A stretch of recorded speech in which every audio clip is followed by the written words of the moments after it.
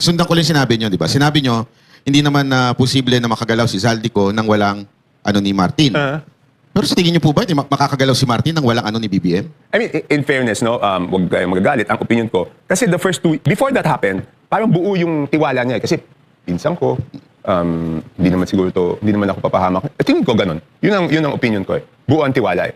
Kaya rin ako naniniwala na nagalit because, di ba, kung isang tao pinagkatiwalaan mo, tapos pinahamak ka, eh natural, magagalit ka. Pero kung that's the way na nangyari, what until now, ganun pa rin ang nangyayari. Which is, di ba, sana, nawala na si Romualdez.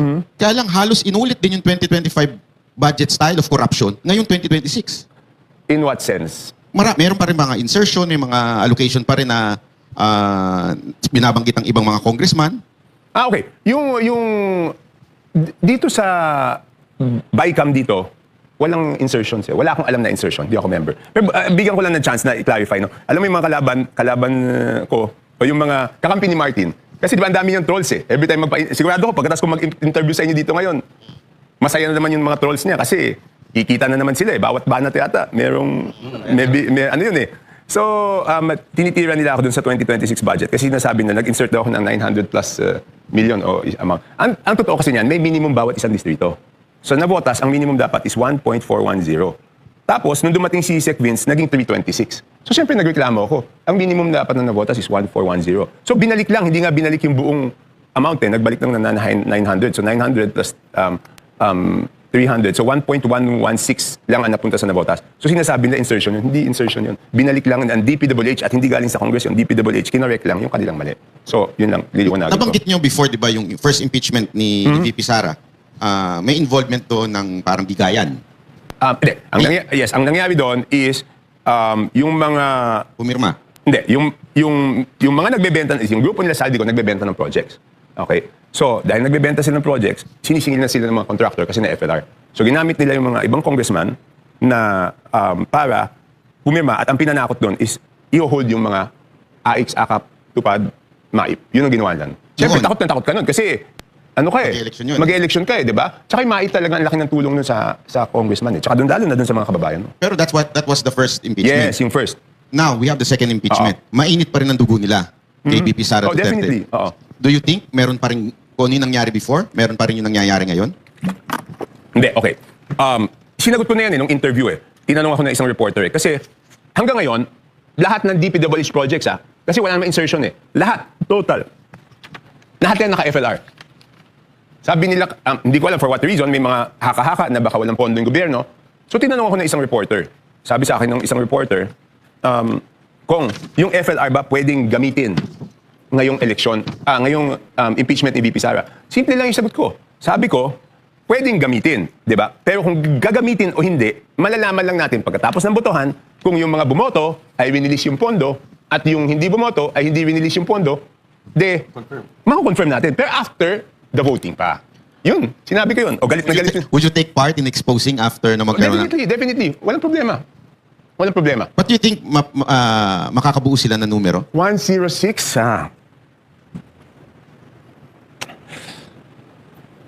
Kasi okay, ganito lang isip ko. Sa tingin ko, hindi naman nila kayang tanggapin na hindi na makukuha yung 106. Di ba? So, kahit papano, pipilitin siguro yan. Tingin ko. Pero sa tingin nyo, sinong pumipihit? Sinong may gusto? Sino ang talagang pinuno nitong impeachment na ito? Kasi hindi naman tayo pwedeng maniwala na dahil sa ebidensya. Wala nga silang ebidensya eh. Nag-fishing nga sila ngayon eh. Hindi, yun na nga eh. Di ba, ang statement ko dyan is, nakita ko yung last hearing, bakit, di ba, ang pinipintasan, isa sa mga sinasabi na is yung SALN. Di ba?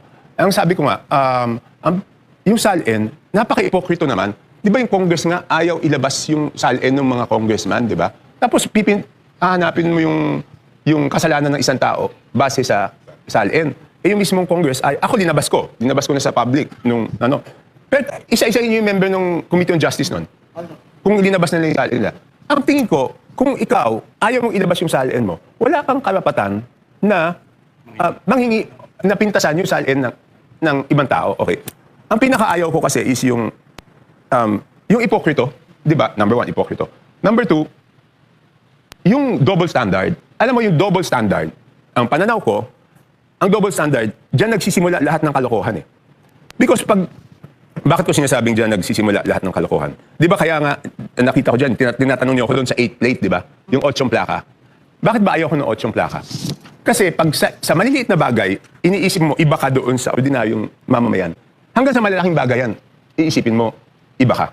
Yung 8 plate gives you a sense na, iba kami. 8 yung plaka. Kaya ako ever since nag-congressman ako 2010, never ko kinuha yung 8 plaka.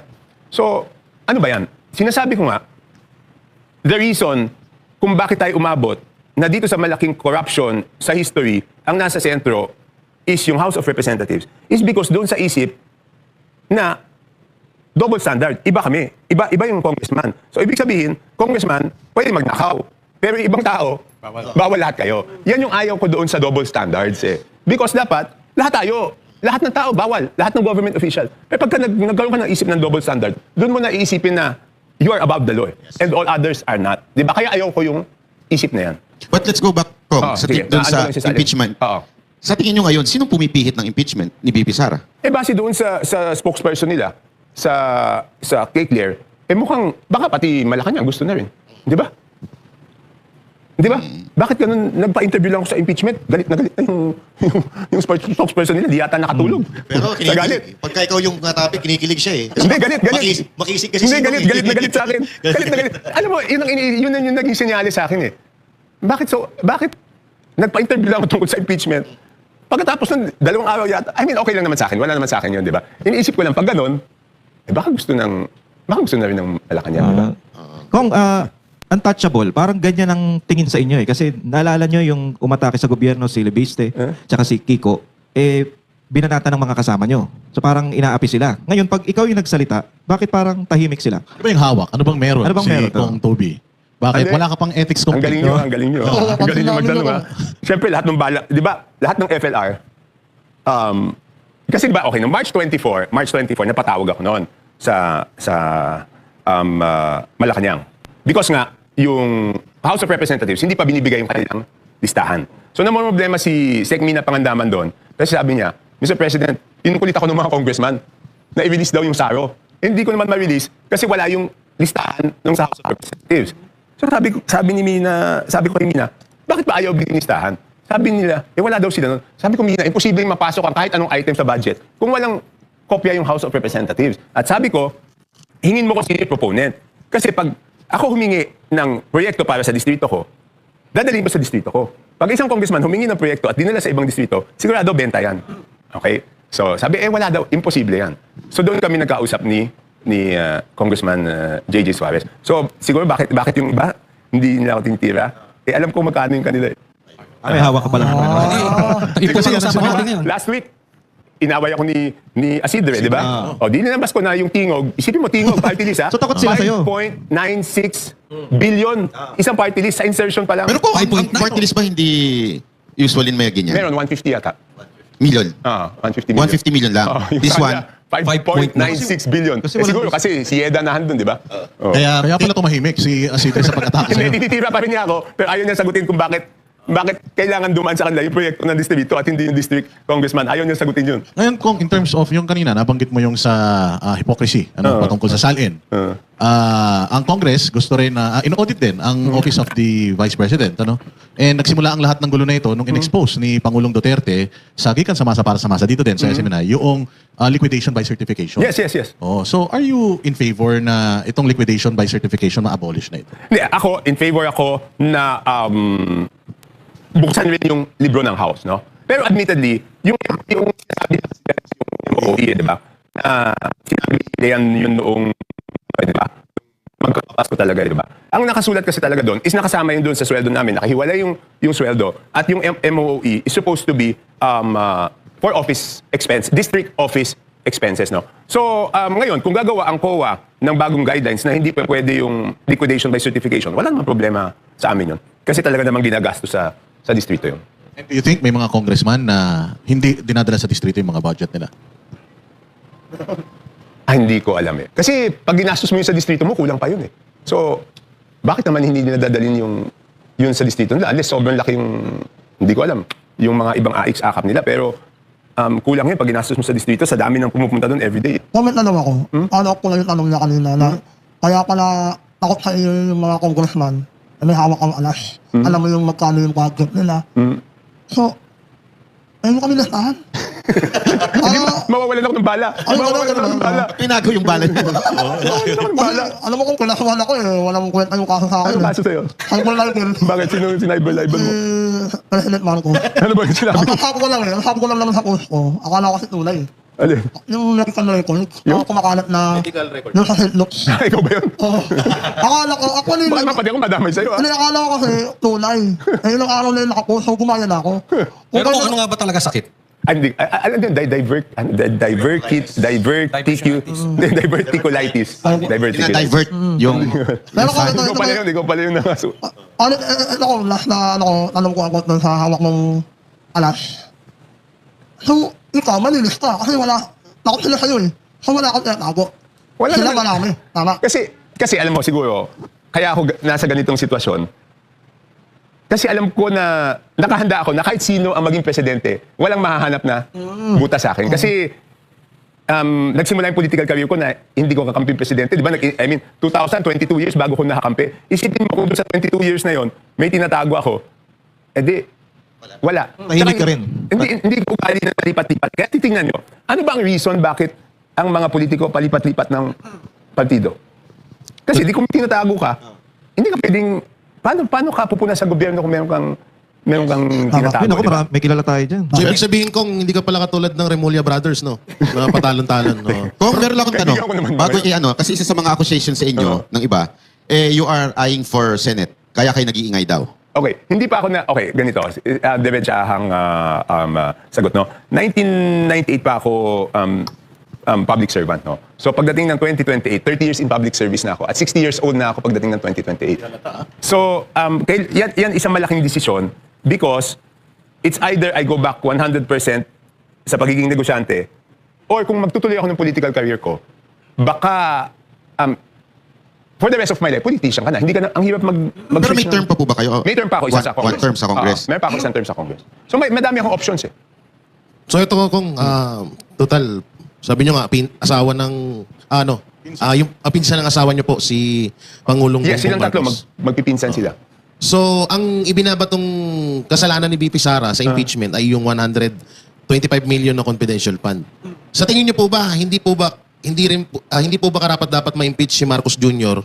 sa mga ipinupukol sa kanya na katulad lang ho nito, 500 billion flood control, 241 billion 2025 GAA illegal insertion, Maharlika funds, gold reserve, tsaka yung PhilHealth, GSIS, SSS, so sobrang dami na inaano sa kanya. So, number one, punta tayo doon sa intelligence funds, no?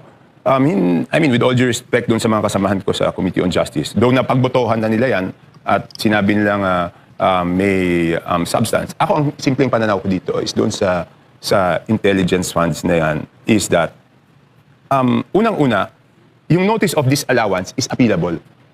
It is appealable doon sa COA. And even assuming na mag-rule yung COA doon, appealable ulit yan hanggang Supreme Court. So hindi mo pa masasabi na may kasalanan kasi under appeal pa yung notice of disallowance at wala pang finality doon. So hindi mo masasabi that there is graft and corruption. Ngayon, pagdating doon sa sinasabi mo kay Presidente Marcos, pinagbotohan yun na insufficient in substance kasi walang material facts, di ba? So ang sinasabi ko, kaya nga hindi pa pwede double standards eh. We have to apply the same standards sa lahat. Kaya nga sinasabi ko, dapat same standards ang gagamitin doon sa impeachment ni VP Sara. So bakit ngayon lang kayo naghihingi ng mga dokumento, di ba? Ng mga ebidensya. Kaya lang, binagbotohan na doon, ano naman magagawa ko? But nasa majority pa rin po ba kayo ngayon? Pero, nasabi lang sa majority, pero since hindi naman ako tumanggap ng kahit anong komite, libre naman akong gawin kahit anong gusto kong gawin. Dahil hindi naman pwedeng, di ba si Egay, no, nagsalita, tinanggal nila, di ba? Ano naman tatanggalin na sa akin kung magsalita ako? Wala naman silang tatanggalin sa akin. Kaya nga hindi ako tumanggap ng kahit anong... So, ngayon, ang sa tingin nyo talaga, walang substance, yung impeachment. Doon sa hindi ko kabisado kung ano lahat ng mga... Yung sa confidential. Confidential. Sinabi ko that is appealable. Pwede mong appeal yan. So hanggat walang Supreme Court decision with finality na hindi ayos yung paggastos nun, hindi mo siya pwedeng gamitin as grounds for Yung online impeachment. threat ni VP Sara. Sinagot ko rin yan, Banat. Sabi ko nga, kung ang purpose is really mapanagot ang isang tao, di ba ang mas gusto mo is filean siya ng criminal offense, di ba? Grave threats yan, di ba? Okay. Kung ang gusto mo lang talaga is mapanagot sa ilalim ng batas, hindi mo pipiliin yung impeachment eh. Kasi wala namang kulong yung impeachment eh. Di ba? Kung ikaw, tinakot ka, anong gusto mong gawin? Di ba mapakulong siya?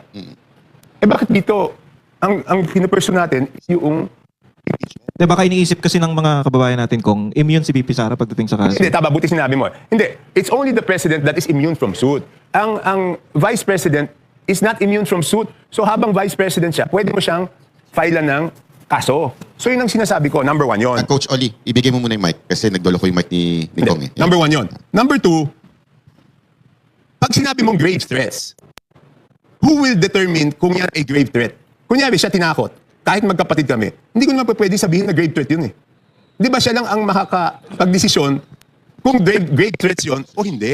Hindi yung ibang tao. Ito, bakit yung congressman ang magsasabi? Dapat yung mga sinabihan noon, si Presidente, si First Lady, si former Speaker, sila magsasabi na grave threats yun. At dapat, dinitis muna yun sa DOJ. Yun yung aking pananaw. What about kay Madriaga? What do you think of... Mahirap yun. Wala namang, hindi naman masabi ni Madriaga saan nanggaling yung pera. Papaano, di ba, di ba dapat muna, pag, hindi ko alam kung ano saan nila gagamitin si Madriaga, ang tama ba ako na sasabihin nila na siya yung tungkol sa intelligence funds na punta sa kanya? Siya napunta sa kanya para... Bali, siya yung naka-witness ng lahat. Star witness daw. Hindi pwede yun eh. Tsaka, ang hirap nun kasi preso yun eh, di ba? I mean, deprived of liberty yun eh, di ba? So, hindi naman siguro pwede yun.